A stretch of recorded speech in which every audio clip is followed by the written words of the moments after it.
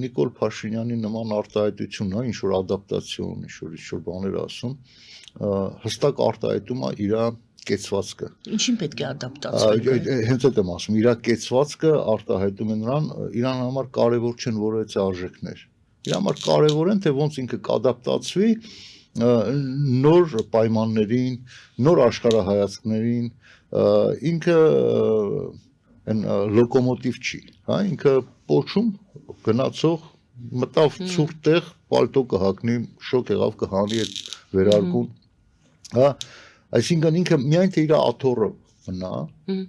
ինքը դրան, բայց ինքը այն առաջնորդը չի, որը հայ ժողովրդին կտանի դեպի ազատություններ, դեպի մարդկային արժեքներ, հա, այսինքն ինքը այդ մարդը չի։ Դրա համար ինքը հենց այդ ձևով էլ արտահայտվում է, ինքը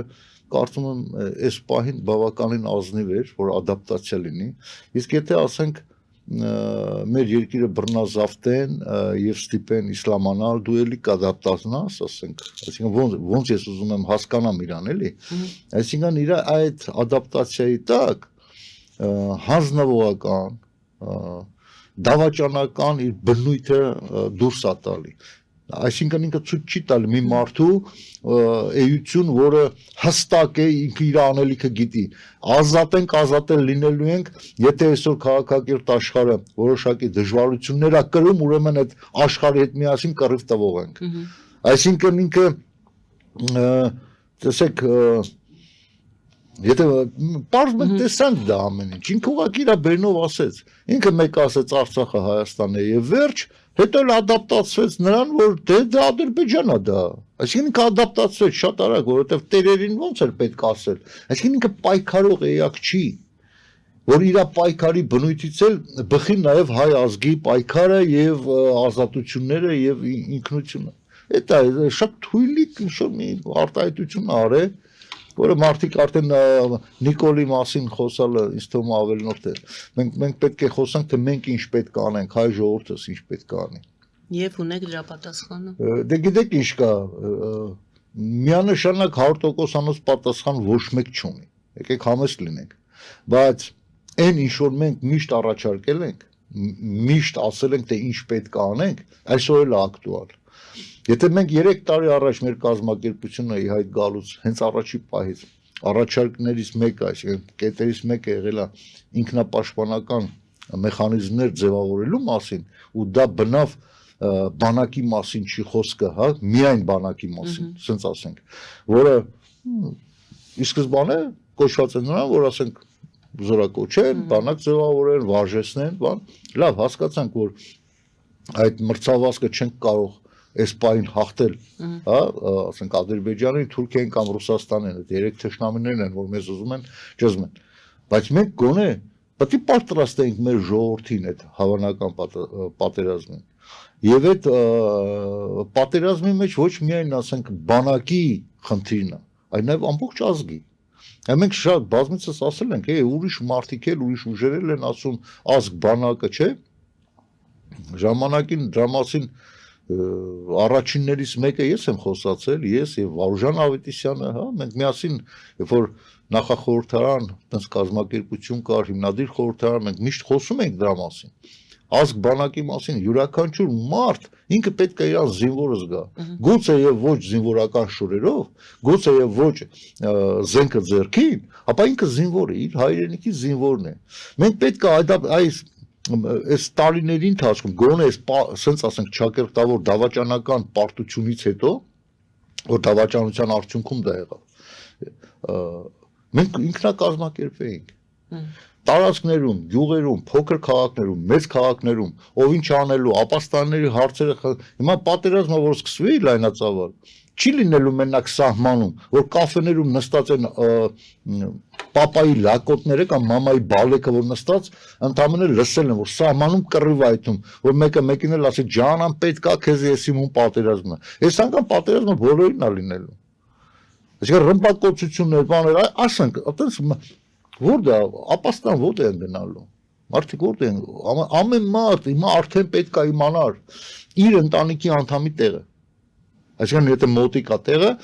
եթե հեռու է տնից, ապա փողոցում, այլ վայրերում պետք է նաև այդ ապաստանները լինեին, որ ասենք մարդիկ անմիջապես մտնեին այդտեղ։ Այսինքն գոնե նայեք մեծ սորական բաներ, չէ՞ դի կարծես թե ապաստան ադի ինչ ես վերցրել, որովհետև այդ հարցերը լուծելու ընթացքում, երբ որ այդ հարցերը դու սկսում ես լուծել, դու լուծում ես նաև քո քաղաքական հակառակորդի հետ միասին, որովհետև ինքն էլ կին երեխա ունի, ինքն էլ այդ խնդիրն ունի, պետքա բանը, այսինքն եթե դու չես կարող քաղաքական առումով մոտիկությունը գտնես այդ մարդու հետ, ապա այդ հարցի շուրջ դու կամաց շփվում ես, իր հետ ես շփվում, քաղաքացիների հետ ես շփվում, այսինքն գնում է այն կոնսոլիդացման process-ը։ Եթե մարդիկ ուղղակի ասում են, եկեք միացեք, մարդը չի միանում, դե չեն միանում, արդեն մեր ցավով եմ ասում, բայց մեր ժողովրդին արդեն հասցրել են բերել ծնկի, ծնկի էլ չէ, պարկած վիճակում է, որ ի վիճակի ինքը գիտակցում է, որ պետք է հելլի, բայց ինքը ի վիճակի չի։ Հոգեբանական ծանր վիճակի մեջ հայտնված այս ժողովրդին ասում են հելեք ոտի։ Ոնց հելեն ոտի։ Իրանք անգամ չեն կարող պայքարեն իրանց 50 դրամների համար։ Որ խնդիրը 50 դրամը չի կարծես թե, հա, բայց շատ մարդիկ ասում են, շատ մարդկանց համար նաև այդ հենց այդ 50 դրամն է, եթե ընտանեկի անդամները մի քանի հոգի են, դե պատկերացեք, որ 2-3 անգամ էլ գնում գալիս են ինչ-որտեղ, բավականին մեծ գումար է ստացվում։ Անգամ այդ դրա համար չեն կարող պայքարել։ Հիմա տեսեք, որ այն դեպքում, երբ որ պայքարի համար պետք չի ինչ-որ հելել գնալ ինչ-որ միտեղ։ Պետք չի ինչ-որ տնից դուրս գալ ինչ-որ գնալ։ Քո առօրյայի հետ զուգահեռ դու այդ պայքարը տանում ես, այսինքն ընդհանրապես չվճարել։ Անգամ այդ առումով ի վիճակի չեն պայքարելու։ Ինչ մնաց այդ կոչերը դե եկեք բան։ Դե դրա համար քաղաքական, օրինակ ես կուզեմ նշեմ, մի քանի ուժեր կան, որ ասենք կրկնում են միասնության մասին։ Օրինակ ես ասեմ, ես վերջերս մի քանի օր առաջ պարոն Հայրիկյանի կոչը լսեցի, որ եկեք, ես ժամանակին ասենք համախմբել եմ ազգին, սենց եմ արել, նենց եմ արել, հիմա էլ պատրաստ եմ էլի համախմբել։ Չեն գալի, դրանից չեն գալի։ Նույն բանը ասում է ազգային ժողովրդական բևեռը։ Չեն գալի։ Դες մարդիկ չեն գալի։ Մենք ի տարբերություն իրանց չենք ասում եկեք։ Մենք հստակ մեխանիզմներ ենք առաջարկում, ու ընդ որում այդ մեխանիզմները նաև տվել ենք բոլորին, եկեք միասին անենք։ Դուք արեք, լավ, դուք արեք, մենք ասենք ինչը, դուք ավելացրեք մտքերը, հա, որովհետև միայն այդ process-ը սկսելով էր, որ միացումը տեղի կունենար։ Արդեն քաղաքական դաշտը այնպես են բևեռացրել եւ շատ հմուտ, ասեմ ձեզ, սկզբից հների ու նորերի կիսելով սևերի ու սպիտակների, եթե հիշում եք, չէ՞։ Եվ կյանքում Ռոբերտ Քոչարյանը եւ Սերժ Սարգսյանը թույլ չի տա, որ Նիկոլ Փաշինյանին տապալեն բացի իրենցից։ Հիմա ովքեր ասում են Նիկոլ Փաշինյանին անհապաղ միակ փրկությունը Նիկոլ Փաշինյանին հանելն է։ Ես մի բանացել գիտեմ։ Յուրաքանչյուր հաջորդ դրածոն նախորդից ավելի վատն է լինելու։ Հանկարծ չկարծեք ես հիմա Նիկոլ Փաշինյան եմ գովում։ Եթե հաջորդը պետք է եւս դրածո լինի, ավելի վատ է լինելու։ Հիմա նայեք, ռեալ էական այն ուժը, ովքեր ասենք ում շուրջը ԶԼՄ-ներ են, ում շուրջը լրատվամիջոցներ են, բոլորի բերան այդ անուններն են նոր եւ հերները, չէ՞։ Ովքեր են։ Տենում ես նույն KGB-ի գործակալները Նիկոլին հանեցին, նրանք են գալու։ Հաստատ ձեզ ասում եմ, համոզված եղեք, ոչ ես, ոչ որևէ մեկ այլ ազատական կամ իրեն քիչ թե շատ, ասենք ասենք, մաքուր պահած, ազնիվ պահած անձնավորություն չի գալու իշխանության։ Եթե չմիավորվենք, ահա, միավորվելը միայն բառերով չի որ ասեմ, միավորվենք, չէ, գործով է։ Այդ գործը արդեն բազմիցս է։ Ավելին ասեմ, փոխանակի այդ մարդիկ միավորվեն, չէ, առիթներ են ման գալի, որ ասենք մեկը մեկի հետ բարև չտա։ Ասում բարև չի տալու, նեղացել է, այ քեզ բան։ Քննադատության համար նեղացել է։ Այսինքն գիտեք ինչ կա, մինչև քննադատությունը չլինի, սխալների վերացումը չի լինի։ Եթե չկա սխալների վերացում, ուրեմն այդ օդի մեջ ուղղակի կոչեր տալը։ Եթե դուք ասում եք միավորվել ինչի շուրջ, կամ գաղափարի շուրջ, կամ ինչ-որ գործի շուրջ, կամ ինչ-որ նպատակի շուրջ, ինչի շուրջ եք առաջարկում միավորվել։ Ես նոր մի քիչ առաջ ասացի, քաղաքական դաշտը արդեն բևեռացել է։ Կյանքում չի կարող ոչ մեկի ինձ համոզի, որ Ռուսաստանը մեզի բարեկամ է։ Բայց կան ուժեր, որ համարում են, որ Ռուսաստանի չենք կարող։ Կարճ օրինակը նորից կրկնվում է։ Եթե մենք սկսենք ինքնապաշտպանական գործողություններից, այսինքն ապաստարանների ձևավորումից, բնակավայրերում Բայց Ռուսաստանի թեման ինչ կապ ուներ։ Այն կապը ուներ, որ մենք չենք կարող միավորվենք։ Ինչի շուրջ։ Ինչի, բրգվելու է սա գալիք արհավիրների շուրջ։ Նիկոլ Փաշինյանը ասում է, համբերենք տնանք ոնց ենք բանանում, ում տակը պարկենք, ես ասում եմ միավորվենք, որ տեղն եկած վաղտը կռիվ տանք, արա, կռիվ տանք, մեր գոյութենական կռիվը ապահովենք։ Իմ ասածն է դա։ Այդ դրա շուրջ Հետո մենք կպարզենք, թե այդ ընթացքում թեժ օրեր են սպասում, որ պետությունը մեր նկատմամբ ևս մեկ անգամ համոզվելու առիթ ունենալու ենք, թե ոնց մեր հանդեպ պահեցին իրանք։ Նախ, մեր հանդեպ մենք այնքան փոքր ենք, անեն չէ որ իրանք պետք է մեր հանդեպ ինչ-որ բաներ ցուցաբերեն, մենք պետք է ցուցադրենք, մենք ինչ արժեք ենք մեզանից ներկայացնում։ Հիմա տեսեք, Ուկրաինան հստակ ցուցադրում է։ Ինքը ազատության տենչում է, կռիվ է տալի, պատերազմ է տալի եւ ազատությունը գնահատող պետությունները ասում են չվախես, կողքիդ ենք։ Իրան չասեցին, ոչ Կիմչինինը, ոչ Իրանը, ոչ մեկ չասեցին։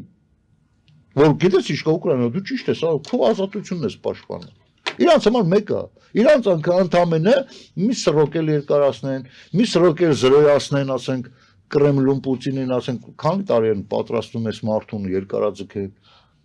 Եթե ասենք մահանայել մեկ ուրիշին իր դեմքով կճարենք շա, Պուտինը սաղա։ Լենին ժիլ, Լենին ժիվ, չէ՞։ Լենին всегда будет жить։ Այդ Լենինի այդ ասացվածքը ինքը իր վրա է բերելու։ Ու իրական բանով է բերելու։ Հիմա տեսեք, այդ եմ ասում, այդ դրա շուրջ համախմբվենք։ Մենք մի կարծում ենք Հայաստանը վտանգի մեջ է։ Հա, վտանգի մեջ է, ինչ ես անում։ Ինչ ես դու անում, որ վտանգից դուրս բերես։ Այ երբ որ դու ասում ես Նիկոլին հանենք, լավ հանենք, ես միանշանակ կողմնակից եմ։ Հանեցինք, որ ինչ անես դու։ Այս հարցը սողում են բոլոր այն ռուսամոլներին։ Եթե դուք ասում եք Նիկոլին հանենք, բայց այդ հանելու հետ միասին դուք չեք ասում, մենք որ եկանք Արցախը սենց ենք անելու, մենք որ եկանք Նախճիվանի հարցը սենց ենք բարձրացնելու, մենք որ եկանք Նիկոլը տեսնում ենք, որ դա տալիս է։ Նիկոլը դա շունիկն ա, մենք որ եկանք չէ, դուք ինչ եկա չեն ասում։ Ընդամենը Պուտին ջան, մեզ դիրելի թագավոր, ինչ կասեք կանենք։ Մենք Նիկոլից լավ կանենք։ Այդ եթե ասում եք ռուսական ուղղվածության։ Չէ, վերջացավ։ Ուժերը, ուրիշ ուժեր չկան։ Այսօր հենց այդ է։ Այսօր հենց այդ է, որ ուղղությունը մենակ այդ է, քաղաքակիրթ աշխարհը եւ բռնատիրական ռեժիմները չարիքն ու բարիքը